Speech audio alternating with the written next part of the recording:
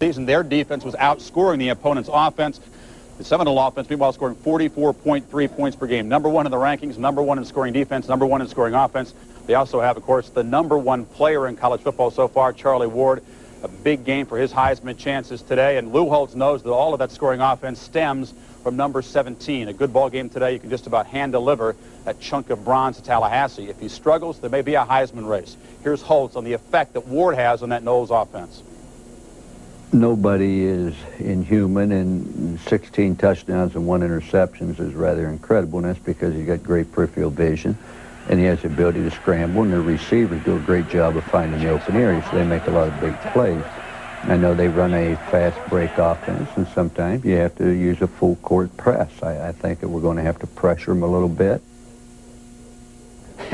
To keep it in a basketball mode, yeah. When you full court press, sometimes you give up an easy layup. It's a gamble with a guy that good. Well, let me tell you about Charlie Ward. When he scrambles, he's got such a great athletic ability. He can dismantle even the most defensive and disciplined football teams. And let me tell you how he does it. The defensive backs have a tendency to look at Ward and forget the receivers. And as soon as they do that, boom, those receivers are gone. They have a set drill. This is not just a haphazard thing when Ward does scramble. These receivers know when he takes off, gets out of the pocket, and guys start to chase him, they have a very specific assignment, don't they? Right. Let me tell you what happens. When Ward goes their way, the outside receiver's responsibility is to go down and out, and his inside receiver is to go to the inside. Now, as we watch this play here, watch the outside receiver as he starts out and up while the inside receiver is going across the field. As Ward scrambles towards them, the outside receiver's rule is immediately go up the field while the inside receiver goes to the nearest sideline. Watch Ward as he scrambles to the right here.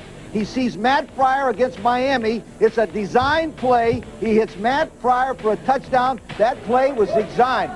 I think that will be one of the key things in this ballgame. I think Charlie Ward is head and shoulders above anybody in college football in the ability to make the big play off the scramble. Of course, though, if you're Notre Dame's defensive coordinator and their secondary, you're really worried about this, but they have faced a running quarterback before.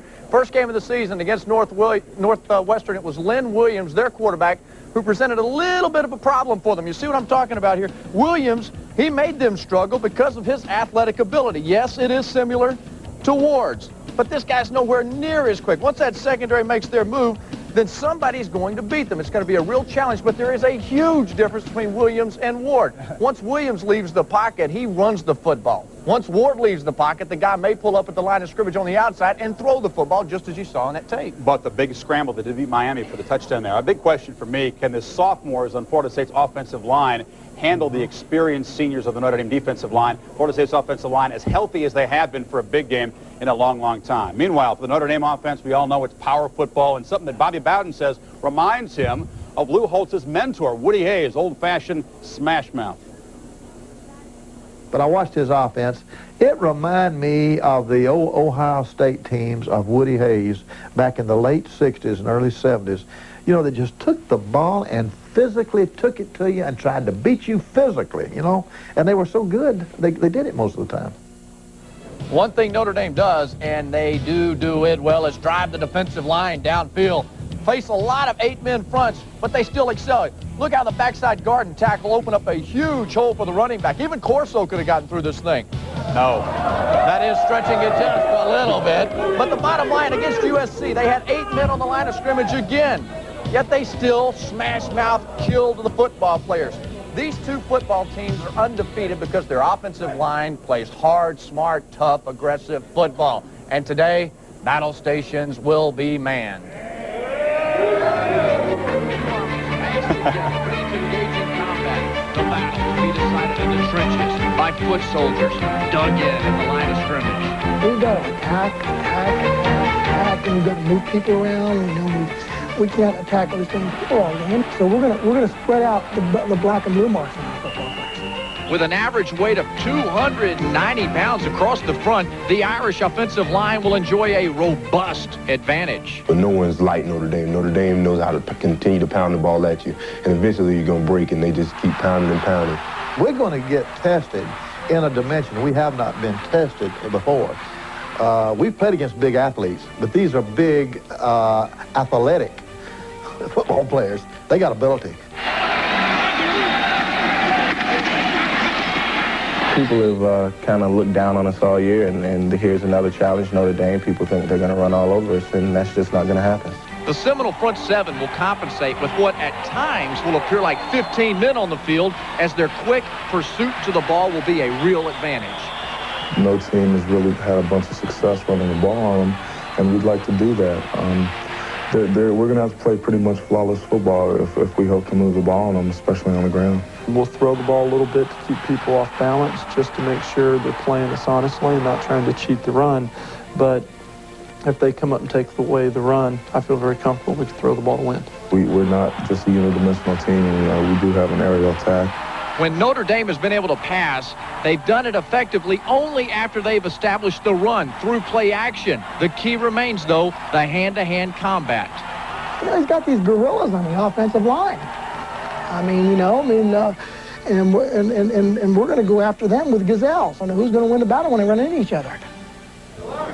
I don't know anything about gazelles and zoo warfare, but I do know that Notre Dame can run the football. They will run the football today. Therefore, I think the play-action pass will be a key part of that offense. Nice shot about that running situation, but let me tell you something. I was a quarterback. I was too smart to be a running back. Yeah, right. Right. Let me tell you about Notre Dame. Notre Dame's key play, 1st and 10. They average over 6 yards per rush on 1st and 10. Notre Dame can run the ball against Florida State on 1st and 10. The Noles are in trouble. Here's what must happen. Florida State must blitz or do something to get Notre Dame in long yardage situations, advantage Florida State. I did not sense the same confidence from the Florida State defensive coaches this week that did from their offensive coaches. You're right. It's a major concern. Absolutely. There's another Bowden, by the way, who's busy today on the road in hostile territory. Terry Bowden at Auburn, down between the hedges. It's a game that Georgia must have to keep their bowl hopes alive. They also have to beat Georgia Tech. But once again, Terry is not going to be able to watch a big game involving his dad. For 9 years, I've been coaching in college, and every year there's one game of the century that's being played the same time mine's being played. So I usually just have to listen to the loudspeaker to see when it's announced at the stadium and see if my dad's winning the big game. Meanwhile, back to Georgia now. The players had a gripe session when they were 0-4 in the SEC, and their input in the offense was they wanted to throw the ball more. Ever since that meeting, they've thrown the ball 2/3 of the time. They had run the ball more than half the time before that meeting. Well, let me tell you why they didn't throw it so much. When Coach Ray Goff was a quarterback at Georgia in the mid-'70s, he threw the ball 74 times in 3 years. Eric Zier has thrown the ball 3 times that much in 4 weeks with 1,700 yards. I like Georgia in this one in a big upset. Big upset? Yeah. No, not so fast. Auburn may be undefeated. Georgia is favored in this game, a slight favorite. Continue. Kiss my shamrock. Meanwhile, some guys checking in with some predictions on today's game. I think the closest game is a Miami game, if I'm not mistaken. Yeah. And that was 28-10. And this Notre Dame game is going to at least be about 14, if Notre Dame plays its best ball. As a man from Florida, let me tell you. You're a traitor anyway. You just mad because we didn't recruit you. Now tell me this.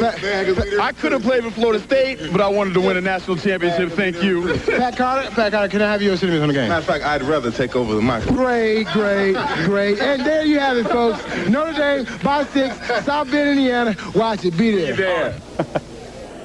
Welcome back. We'll trade a 5-day vacation to Orlando for 2 tickets. Was that 5 days at Corso's house in Orlando?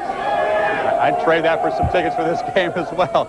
You can tell this is not just a football game. This is a happening. Paul Azinger, Roger Clemens, Spike Lee, lots of folks are going to be here. Al Gore, Andre Agassi, some others got turned down as further proof that this is transcendent game status. All kinds of special things going on this week. Matter of fact, if you're here at the game, you want to send a postcard or a letter home to folks, you can get a special postmark that they're doing. The U.S. Postal Service involved in the promotion of this game, and the Golden Dome station will stamp your envelope for a keepsake permanently. Also, they've chosen this weekend as a chance to unveil a brand new scent. It is Seminole. Smells like a national championship, they say. I don't know, it's produced in Ann Arbor. What's next? Wolverine. Smells like a small rodent. We know one thing. This stuff does not smell like a national championship. Mr. Corso's wearing it today. I bought my partner a bottle. You need it. Thank you, Ray. We make no correlation between the terrible scent of this cologne and the quality of Norm Hitchcock's predictions, but he does join us now from Dallas, trying to get up over the 500 mark. Norm, we've talked about all kinds of aspects and angles to this game. What about a handicapping angle? Chris, if history teaches us anything about these games of the century, it's to take the underdog. The last 9 years, number ones faced number two 9 times. From a handicapping perspective, the underdogs 9-0. Fabulous Florida State has one tiny weakness, stopping the run. Miami controlled the ball on the ground for large chunks of time, and Notre Dame's a vastly superior running team to the Canes. The Seminoles on the road versus winning teams are just 4-7 recently. The Irish ground game plays keep away, and they take away the top ranking.